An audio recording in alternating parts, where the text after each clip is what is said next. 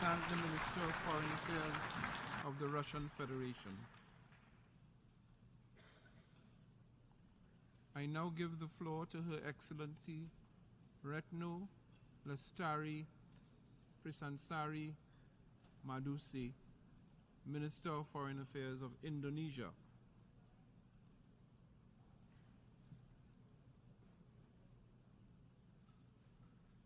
You'll have amended the text.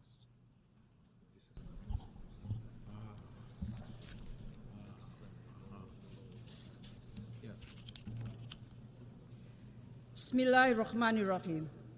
Excellencies, dear colleagues, today I'm wearing a traditional fabric from East Nusa Tenggara, Indonesia, while my delegation are wearing different traditional fabric representing the diversity of over 1,000 ethnicities in Indonesia. We are diverse, but we are one. Mr. President, the world now is at strategic crossroads. Global solidarity and collective responsibility are the only answer to address trust deficit and global inequality. This is the main essence transpired by the Bandung Conference or Asia-Africa Conference in 1955. Through the 10 principles of Bandung, we call for respect toward human rights and the UN Charter, sovereignty and territorial integrity, equality of all races and all nations, peaceful settlement of dispute, and promotion of mutual interest and cooperation. The Bandung Conference reminded every country of their equal rights and responsibility in maintaining peace and stability, mainstreaming win-win cooperation, and championing solidarity. Indonesia bring along the Bandung spirit when we presided the G20 last year, chairmanship of ASEAN this year, during President Jokowi's visit to Africa last month, and we will bring this spirit everywhere we go, including to this UNGA. The Bandung spirit enables Indonesia to listen and become part of solution. For Indonesia, global leadership should not only be about power or about the influence to dictate others. Instead, global leadership should be about listening to others, building bridges, respecting international law consistently, and put all nations equally. Mr. President, Excellencies, rebuilding trust and reigniting global solidarity is the theme for this year's UNGA. This theme is timely and on point. We are again at the strategic crossroad as in 1955. Trust deficit reappears, lack of solidarity resurfaces. This situation have hampered the attainment of SDGs, especially for countries in the global south. The question is, do we really have the commitment to rebuild trust, to reignite global solidarity, to attain the SDGs target together? Will our presence today at the UNGA really bring commitment and show readiness toward a global unity and collective responsibility? Standing before this esteemed Assembly of the UN, we said a lot of good words and promises. Let us now be honest with ourselves. Do we do what we said we would do? If all of us are committed to do what we said and say what we do, I'm sure the current world situation will not be like what we see right now, where trust deficit is running deep, where differences are soaring high and sharp, where wars and conflict are tearing us apart. The problem is that we do differently than what we said, we say differently about what we did. We do not walk the talk. Mr. President, Excellencies, against this backdrop, I would like to share some thoughts on how we can rebuild trust and reignite global solidarity in line with what we envision through the Bandung spirit. First, forging collective global leadership.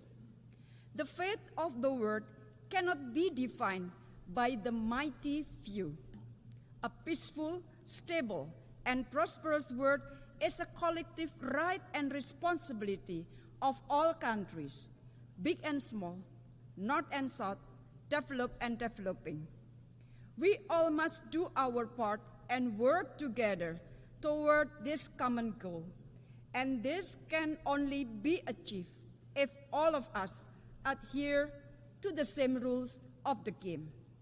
We must uphold respect for international law, particularly fundamental principle of sovereignty and territorial integrity. This will ensure that disputes will be settled on the negotiating table rather than at the battlefield. A collective responsibility is also needed to the people of Palestine and Afghanistan. For far too long, we have allowed our Palestinian brothers and sisters to suffer. Indonesia will not back an inch in our support for Palestinian statehood. In Afghanistan, Indonesia will do its utmost to help the Afghan people and ensure the rights of women and girls are respected, including their right to education. Second, advocating development for all. Colleagues, every country has the same right to develop and grow. But the global architecture of today only benefits the selected few. Trade discrimination against developing countries continues to happen. Global supply chain is being monopolized by certain countries. Many developing countries may not meet the SDGs by 2030. They also struggle with foreign debt and development financing. All of this would contribute to eroding trust and solidarity. Therefore, it is time for us to make a real change. Industrial downstreaming must not be an exclusive call of developing countries. Developed countries should also support this call to build a stronger future together. The same ideals are applicable in our fight against climate change and sea level rise, as well as safeguarding biodiversity. Indonesia has led by example by fulfilling its international obligations,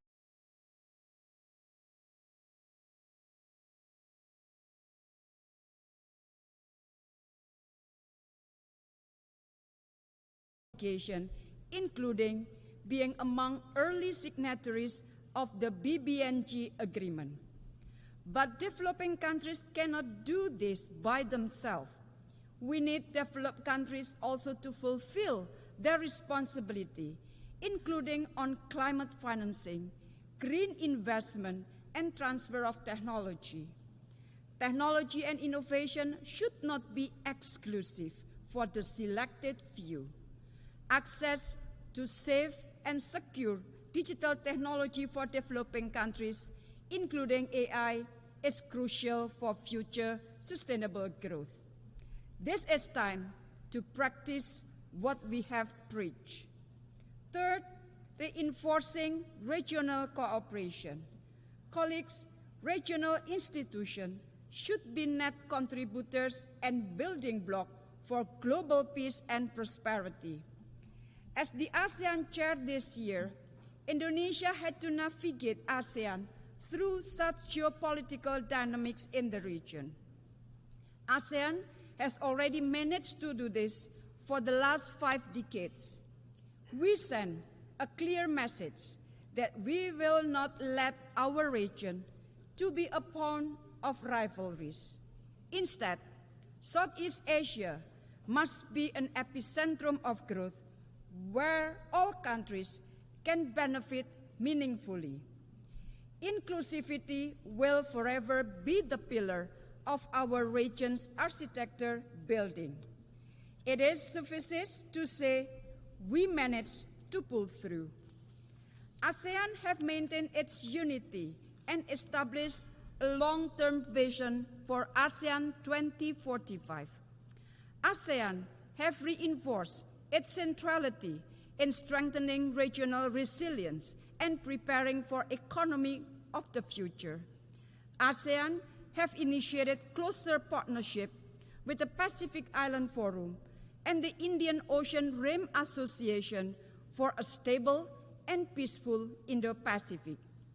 We translated the ASEAN outlook on the Indo-Pacific into concrete and inclusive cooperation. On Myanmar, implementation of the 5 points of consensus remains the main reference. ASEAN continues to urge the military junta to implement it.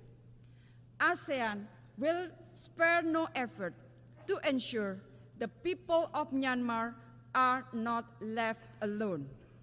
Mr. President, before I conclude, I wish to underline a point on the reform of our multilateral system. Many proposals have been produced throughout the years, but we are still far from getting anywhere. The best time for action may have already passed, but the second best time is now. Let us translate our commitment into action. The 2024 Summit of the Future cannot fail. Trust and solidarity must be part of this effort. Our people and the world await, and we must deliver. I thank you very much.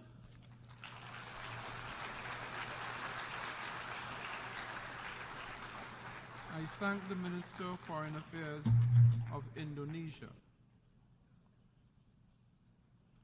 I now give the floor to Her Excellency Alicia Bacena Ibarra, Minister of Foreign Affairs